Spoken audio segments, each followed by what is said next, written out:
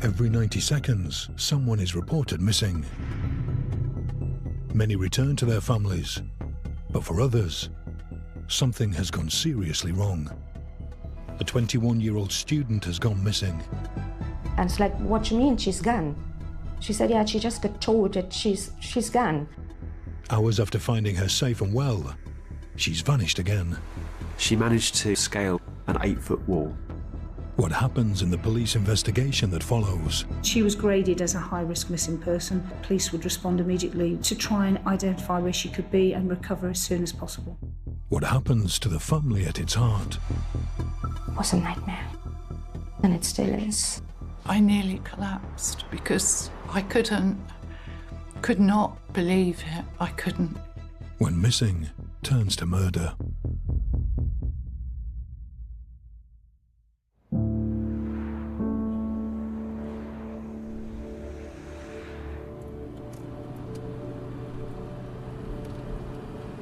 I was on my own from the beginning, so it was very hard. But we managed. It was just us, so we had to take care of each other. Both of them couldn't speak until the age of 4, but they had their twin language, they call it, their own language. So they were communicating to each other, but I didn't understand anything. They laughed a lot, they enjoyed their life.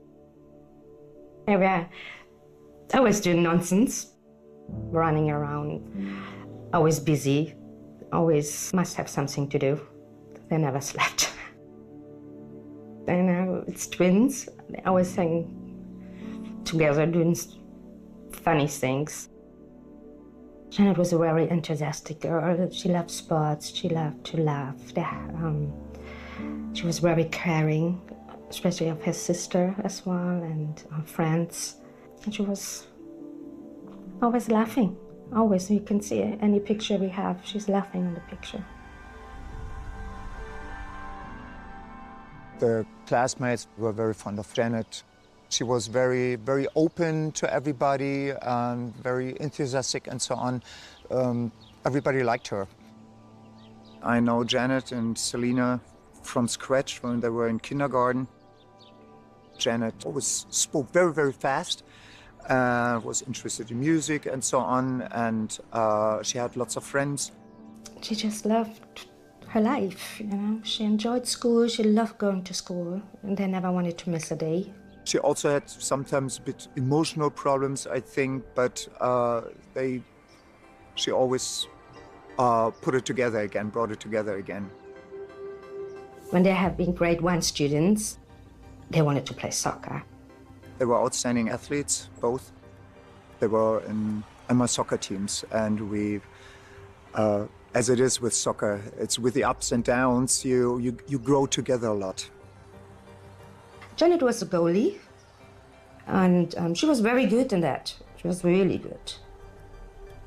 Her enthusiasm was really something that stayed in my mind.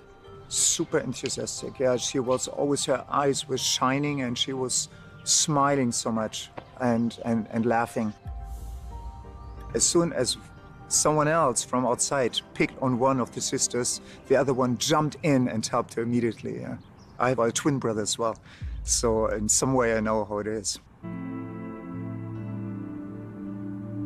Even when they were older, they had this kind of same friends, so they went together out with their friends, and actually was never separated, really. Like I said, they've been very close. They did everything together, you know, everything. The first time they got separated was when they went to the UK for university, so at the age of 18. Both of them were very excited going to UK. Exploring independence from their mum and each other, Janet and Selena moved to study in different universities on England's south coast. Janet went to Eastbourne.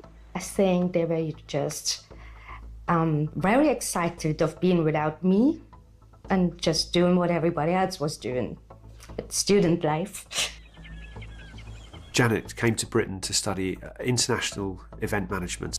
When students first leave home to go off to university, I think they're full of excitement, hope that it's going to be the life that they have built up in their imagination, and they think it's all going to be wonderful. They thought it's good for them, you know, to find their own identities, but I found out very fast that they miss each other. But of course, they don't want to say it. They turn up at university. They may have been very confident, lots of friends, that's all gone. And their perceptions of themselves changes drastically. They're with people that they've never met before, and they have to start to build relationships again, as well as get to grips with whatever course they're on, handle their finances, handle homesickness.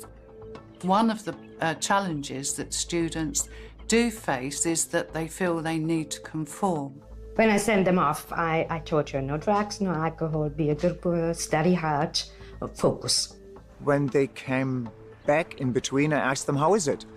And they said, man, they drink so much. They drink at their party so much. I know that they enjoyed being there. At that stage, I didn't know they were going to partying. If I would have known, they would have come back. Because you don't want your children doing any nonsense, but it belongs to life. I mean, we all have done it, if you're honest about it. You don't want this for your own children. You always want to save them and protect them from everything. It's a part of life. Other students really liked Janet. They liked her very much. They said she was great fun, always laughing, but they did say that she kept herself to herself. So socially, they didn't really know that much about what she did outside of university. Janet continues through university and is approaching her third year final exams when warning bells start to ring. I didn't realize that something was going on until a point Janet called me one day and said that she's afraid that somebody follows her. And she said, Mommy, don't you worry, but there was somebody at my window, and we called the police. They came, but they couldn't find anyone. Of course I was worried about that, but she said they have it under control. What should I do? Is this serious? Is this just a harmless situation? Janet seems to be very frightened. I was scared, but she lived on the ground floor, so you could really just stand in front of it and look through the window. I told her, if you want to come home, let me know, we get you a plane ticket. And she said, no, Mommy, I have to study, we have exams soon. And, you know, she was close to the end of her university years. You think it's, okay, somebody looked through the window, maybe it's okay. You know, you don't think that things can go so wrong. I don't know if this has something to do with what happened later. First time I became aware that Janet perhaps had a few issues was one afternoon, and Selina, her twin sister, who I'd never met before, came in with one of Janet's friends to say, you know, you've got to help us. Janet's behaviour apparently had become fairly bizarre in a way, and uncontrollable. I heard from Selina that Janet had an abnormal attitude, that she was acting strange and running around in the house naked. Selina said she was very scared of her. And then from that point on, things went wrong. Janet Muller's erratic behaviour seems to suggest she's having mental health issues. Her twin sister Selina is keeping their mother, who lives in Berlin, updated. What's wrong? Was she taking drugs? Was she on alcohol? What is going on there? You worried, and then I was waiting to hear from Selina. Selina keeps Mum informed, but is trying to protect her from stress. I had a stroke just 1.5 years before, and they didn't want me to worry too much, so that's why I guess Selina decided to take step by step. The university welfare team keeps an eye on the situation. I suggested to Selina that she should ring her mother again. Okay, should I come? What do you want me to do? And Selina said that she's taking care of Janet, that I shouldn't worry, and she will stay in contact with me. But Janet's erratic behaviour escalates, and Selina decides to take action. She was taken to the accident and emergency at the Eastbourne District General Hospital. They had to wait very long for someone to look at her, and she ran off. And her friends couldn't find her, so they called the police.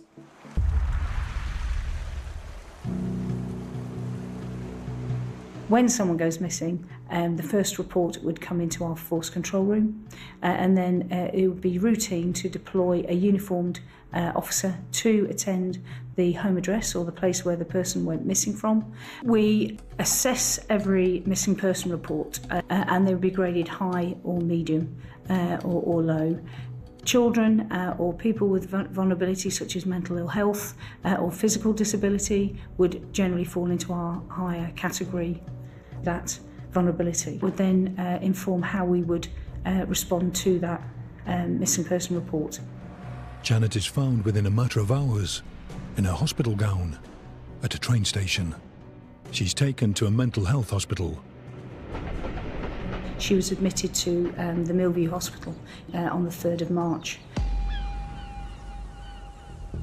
She was there on her free will. When the hospital called me to let me know about this and that I shouldn't worry, Janet is fine, they just do some testing. Janet was taken to Millview Hospital as a place of safety. She was assessed and subsequently detained under the Mental Health Act because I think there were fears that she might be at risk of taking her own life.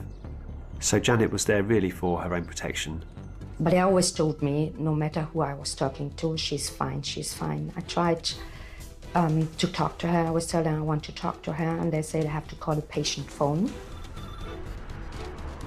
which was never answered by anyone. Selina went to visit her. She called me and said, Mama, Janet is very, very, very bad. She's in a very bad state. She's not well. And I was so upset. So I called the hospital and told them, I said, what is going on here? Why are you telling me this and this if my daughter is calling me and telling me something else? It was distressing. It was distressing for them, I think distressing for everybody involved. Janet remains in Millview Hospital. 10 days later, there's more worrying news. On the 12th of March in the morning, Janet went missing. She left the hospital and shouldn't have been able to do so. She's reported to have been suicidal.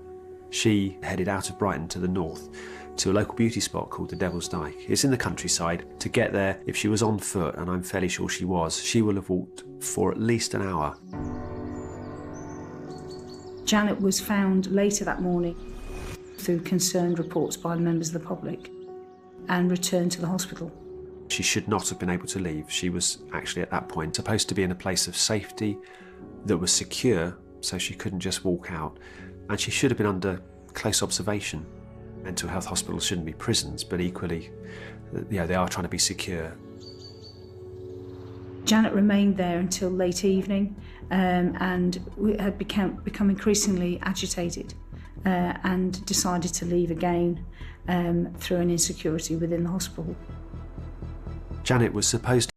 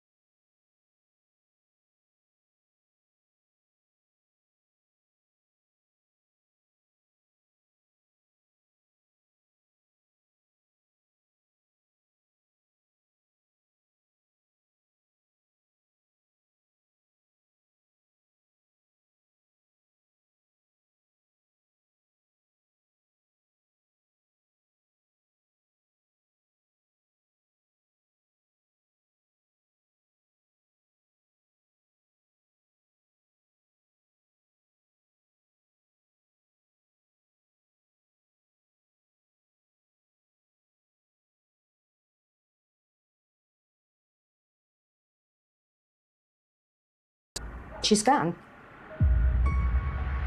And it's like, what do you mean she's gone?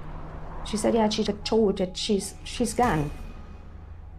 Through questioning of the staff, we understood that she exited through a fire exit. She managed to leave through the garden, where she would have had to have scaled an 8-foot wall. The hospital said, yes, she's gone. But I shouldn't worry. The police knows, and they will look for her.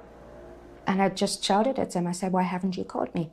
Where is she? What happened? And they just, tried to calm me down, telling me everything is okay. I shouldn't worry. The police will look for her. Having suffered a mental health crisis, she was very vulnerable.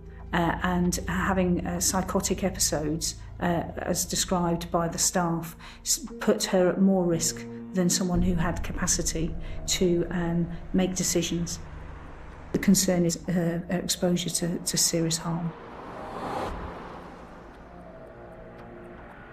I couldn't understand what was going on, and of course I was worried. Selena asked them to call me to tell me, but he didn't. Janet was reported to have left the hospital with thin clothing, a jacket, a long-sleeve jacket, and a short skirt just above the knee, exposing the legs. So it was not really the appropriate clothing that you would wear for that time of year, which again heightened our concern.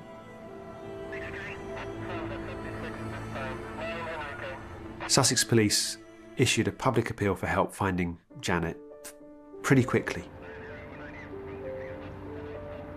Knowing Janet was missing, I still was thinking that maybe she'd met somebody or she'd gone off somewhere, and I kept thinking apparently she didn't have any money.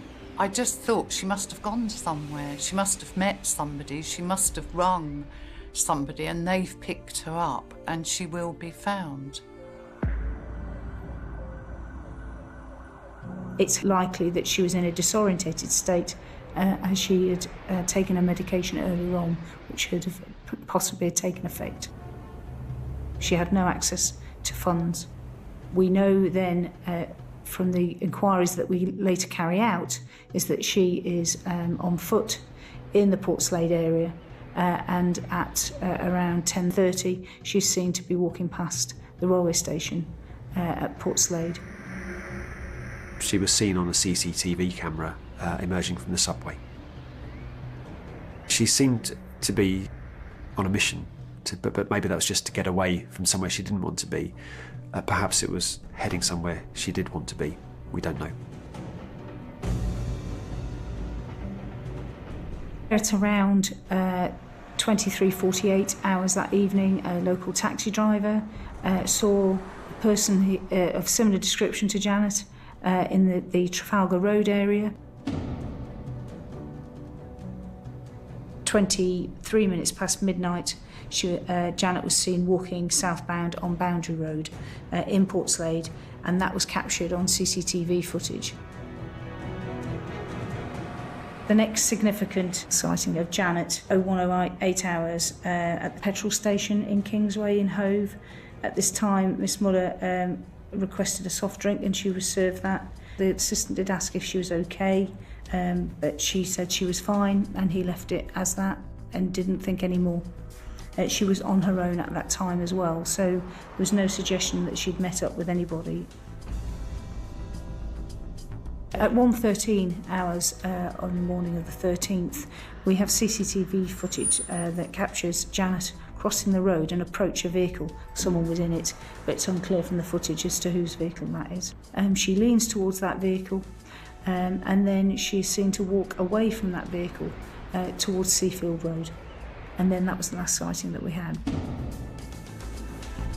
Then there is a gap of a number of hours. The concern is that Janet, in that situation, was on her own, quite late at night, walking in a disorientated state, and unclear as to what her intentions were. So my concern was very much that we needed to find Janet as soon as possible.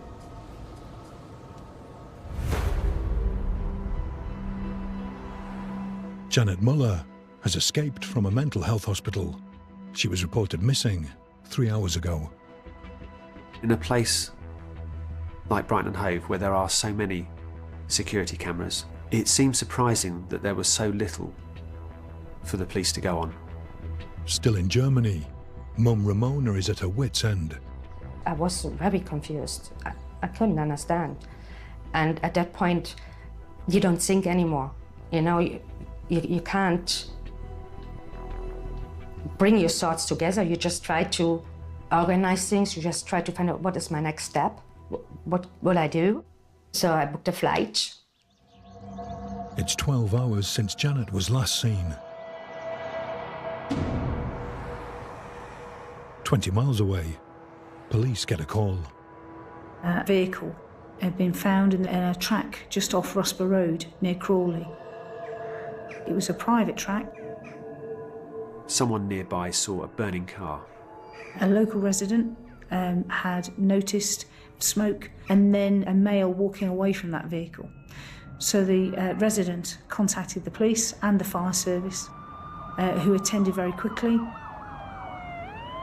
It was very clear it was a suspicious incident because the body of a deceased person was seen in the boot, a young female.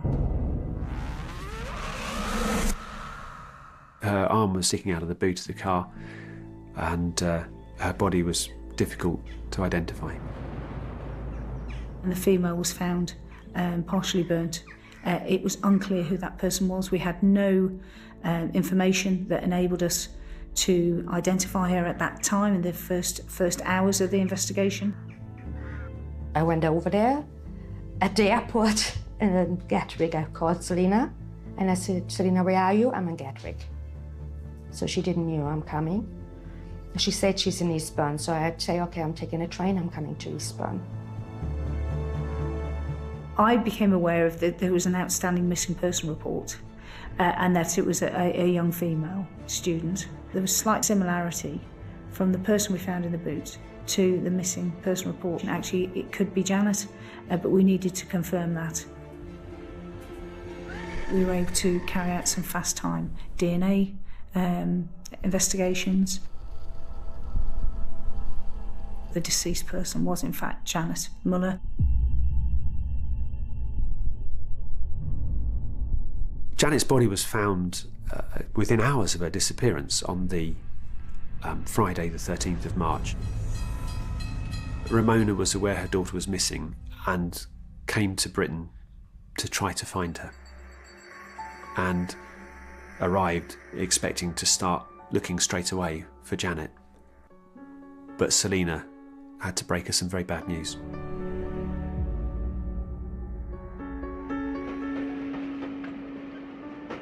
At the train station, Selina came to me and was crying, and I just looked at her and I said, Selina, don't worry, we will find her.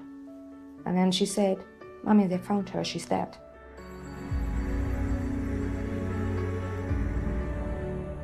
I didn't know. I came to the UK and didn't know that she's dead. And Selina had to tell me. And I just started screaming. You're paralyzed. I was just screaming. It's like, what are you telling me? I couldn't believe it. I really can't tell you that, you know? It was just like, what is going on here?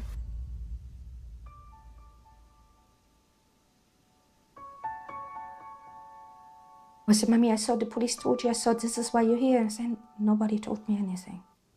I'm here because I thought it's time for me to take care of the situation, to relieve you from that responsibility. Still reeling from the shock of this horrific news, Mum Ramona soon learns this is more than a tragic accident.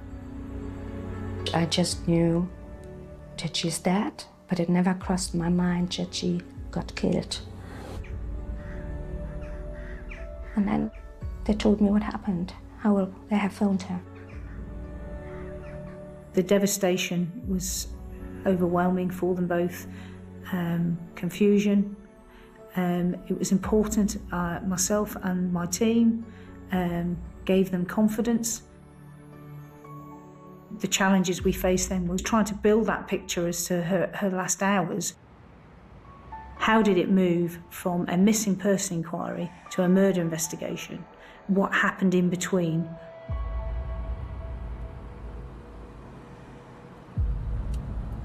It was unclear how Janet had ended up in that vehicle and what relationship Janet had with the driver. And we had our scenes of crime team working on the vehicle to ensure that we recovered Janet's body without disturbing too much evidence. The pathologist will want to attend such a scene because of the unusual circumstances. We'd need probably a fire investigator to attend. They would look at, actually, is there a deliberate fire here? It was clear that this was not self-initiated. During the hours that she went missing, she'd received an injury to her head through blunt force trauma that would have rendered Janet unconscious or at least stunned. And we know that she was in the boot of that car in an unconscious state, but had inhaled fumes that subsequently caused her death. The investigation focused on Janet's movements, the movements of the vehicle, and identifying the driver and their movements. The police are trying to piece together the movements of the car in which Janet was found, where it's been. They're trying to find security camera footage of Janet and her movements after leaving Millview Hospital in Hove, and work out how she went from Hove to Crawley. Inquiries commenced with the hiring company. We know that that vehicle was hired on the 11th of March by a female in London. She was spoken to and she gave an account and said that that vehicle had never been in her possession. She was shown as the only driver for that vehicle, but CCTV footage at the hire office showed the boyfriend of that girl drove the vehicle away, who we later identified as Christopher Jeffrey Shaw. He had possession of that vehicle up until the 13th, when that car was set on fire. Janet Muller's body has been found in the boot of a burnt-out car in a country lane. Christopher Jeffrey Shaw is now known to have hired that car. The police are hunting him down. We know that that vehicle travelled down into Brighton during the evening of the 12th, and it had remained in that area for a period of time till the early hours of the 13th. There was a slight gap, and then it moved back up towards the Crawley area, but then moved off into London. It is then identified moving back into Sussex to the Crawley area. He visited a local petrol station. Jeffrey Shaw places £2.50 worth of petrol into a green petrol container, and then he placed that jerry can on the back seat of the hire car, which was an unusual act because normally you would put petrol in the boot of a car. So he then drove that vehicle off, and then a short time later, we obviously get the report of the vehicle being set on fire.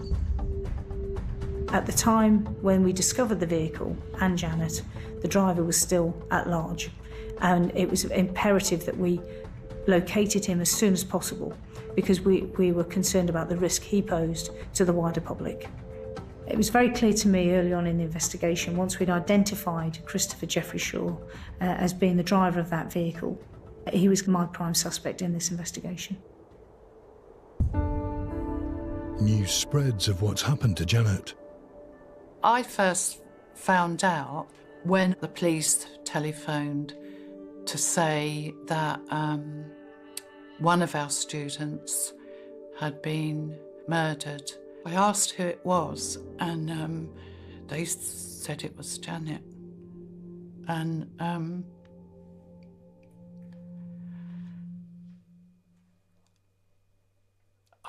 sorry.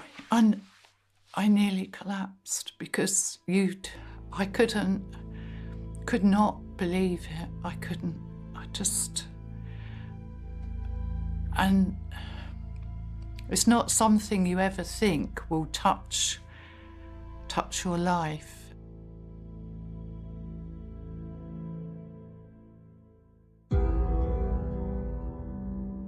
The police have their prime suspect and are on the hunt for Christopher Jeffrey Shaw. We then mapped his movements using CCTV and other evidence to locate him visiting the Gatwick railway station and catching a train back up into London. We needed to understand, whilst we were looking for Jeffrey Shaw, who he was. So we spoke to his friends, his family, his girlfriend at the time, and the picture built around a man who was not going very far in life, potentially involved in drug supply, potentially drawing him to the south coast to supply drugs in that area. He was described as a Walter Mitty type character, that he would embellish, tell lies constantly, and make stories up. He made disclosures to his girlfriend at that time that there'd been some trouble, that he had caused the death of a girl. The girlfriend, in her statement to police, stated that he always makes stories up. So she didn't believe him, that he killed someone. So we knew that we needed to find this man very quickly. He'd gone into hiding, we'd contacted his family, we were not making progress in that area, and I was concerned about the wider public safety. I appealed via the national media for him to come forward, that we needed to speak to him urgently in relation to the death of Janet. And on the 17th of March 2015, Christopher Jeffrey Shaw presented himself to a police station in London, where he was arrested for the murder of Janet Muller. When Christopher Jeffrey Shaw was arrested, I wouldn't call him a cooperative suspect. He didn't want to comment. It was clear he didn't want to talk to us, so we had to map his movements and understand why he would do what he did. The police keep Janet's family informed of developments in their investigation. The family were incredibly supportive of the police investigation. When I met with Ramona and Selina and explained the circumstances and how Janet was in that car and the gaps, I had to be honest and said there are gaps here. I don't know how Janet got into that vehicle, why she got into that vehicle, and how she knew Christopher Jeffrey Shaw. It was a nightmare. And it still is, knowing that she had a lot of head injuries and she got burned alive, still breathing. I just hope she was not feeling anything. I don't know what happens in the 12 hours with him. You know, we're missing that time from I think it was 1:15 in the morning, the last time she was seen, until she died the next day at 2 o'clock in the afternoon. I don't know what happened.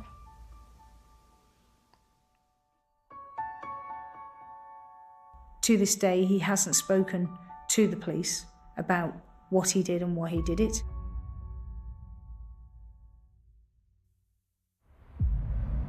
I was with the family of Janet at the trial. That must have been quite shocking for her family to see the man responsible for their daughter's murder. Our family liaison officers, Amanda and Claire from the Sussex police, next to me, they took me everywhere because I've asked them that I want to see him. And they took me to the court. It was the first time when I saw him. Jeffrey Shaw went on trial at Guildford Crown Court, where he faced 2 charges, murder and manslaughter. I felt very strongly that the evidence would convict him for murder. However, accepting that potentially with the account he gave so late on that he could have given on day 1 of his arrest, he chose to wait many, many months. changing his story. He presented a defence statement that suggested that the vehicle left his possession for a period of time, claiming that two males, Steve and Mickey, had required him to get the vehicle. All he'd say, really, was that he had lent the car to two drug dealers who had carried out a robbery which had gone wrong, and they'd ordered him at gunpoint to destroy the car. He wasn't prepared or didn't give any indication as to how we could speak to those individuals. They potentially were involved in incapacitating Janet, and that he was required to set fire to the vehicle, and then subsequently realising that Janet was in the car, but it was too late for him to do anything to save her. And his defence at court was that he did not know that Janet's body was in the boot of that vehicle, and effectively, in his view, in denial of any involvement in her death. He said that he didn't know she was in the boot.